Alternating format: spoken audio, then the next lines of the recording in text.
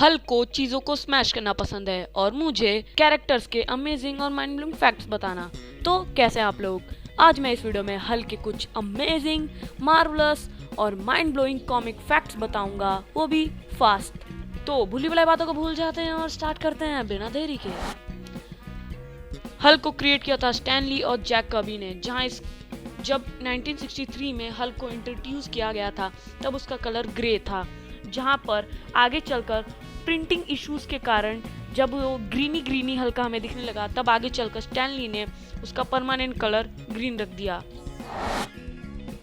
हम सभी को ये पता है कि ब्रूस बैनर गामा रेडिएशन के चपेट में आने के कारण हल्क बना था, पर क्या आप ये जानते हैं कि जब वो गामा बॉम्ब फट रहा था क्या आप ये जानते हैं कि उस गामा बॉम्ब के फटने का कारण टोनी स्टार्क था? जी हाँ, आपने सही सुना।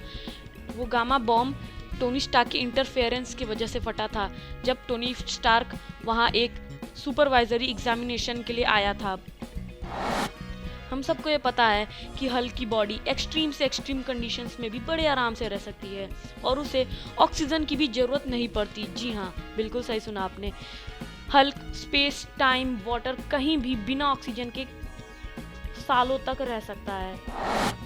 इतना पॉपुलर कैरेक्टर होने के बावजूद भी इस कैरेक्टर को 6 इश्यूज के बाद कैंसिल कर दिया गया था, क्योंकि हल्क को अवेंजर्स में आने से पहले कोई नहीं जानता था और वो राइटर्स को तो हल्क को अवेंजर्स में डालने से भी डर लग रहा था। एक जापानी मार्वल थीम मांगा वर्स था जिसमें हल्क को एक मैड, बददिमाग, गॉडजिला लाइक मॉन्स्टर की तरह दिखाया गया है, पर वो असल में ऐसा बिल्कुल नहीं है। वो तो हमारा ग्रीनी लविंग, केयरिंग मॉन्स्टर है।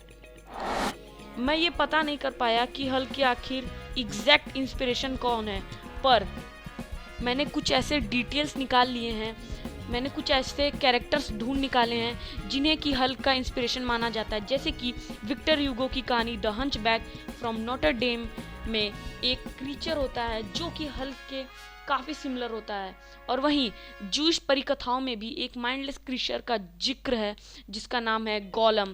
वो लॉर्ड ऑफ द रिंग्स वाला गोलम नहीं, जिसे भी हम हल्क की इंस्पिरेशन मान सकते हैं। एमएलगम कॉमिक्स के बारे में मैंने अपने पिछले वीडियो में आपको बताया ही होगा कि इसमें हमें कई कैरेक्टर डीसी और मार्वल के हाइब्रिड वर्जन देखने को मिलते हैं, और अगर आपने उस वीडियो को नहीं देखा है तो ऊपर अभी लिंक फ्लैश हो रही है, अभी जाके तुरंत देखिए। तो वैसे ही हल्क और सोलोमन ग्रैंडी का एक हाइब्रिड मौजूद है एमएलगम कॉमिक्स में जिसका नाम होता है स्कल। और अगर आप सोलोमन ग्रैंडी को नहीं जानते हैं तो वो डीसी का फ्रैंकेनस्टाइन है।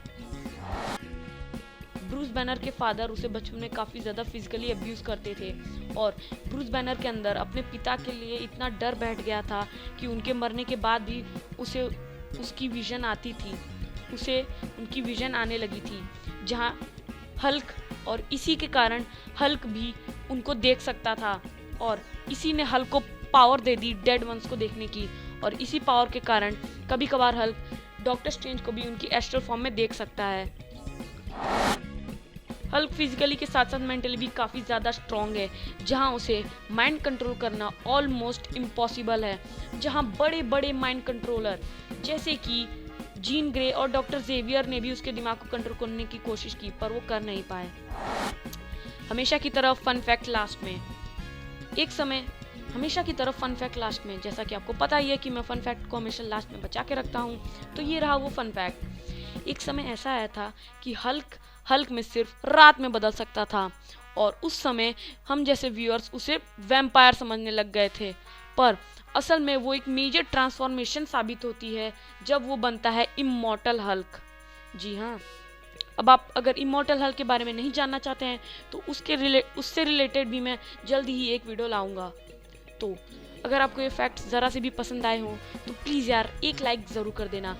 अगर पसंद आया हो वीडियो तो अपने दोस्तों के साथ शेयर भी कर देना, और नए हो तो चाहो तो सब्सक्राइब भी कर ही दो यार, बहुत मज़ा आता है करने में सब्सक्राइब, और बेल आइकन को भी प्रेस कर ही देना, वो भी शुभ माना जाता है। तो चलिए आजकल बस इतना ही, मैं मिलूंगा आपसे अगले वीडियो में, तब तक के लिए जय हिंद, वंदे मातरम, सायोनारा।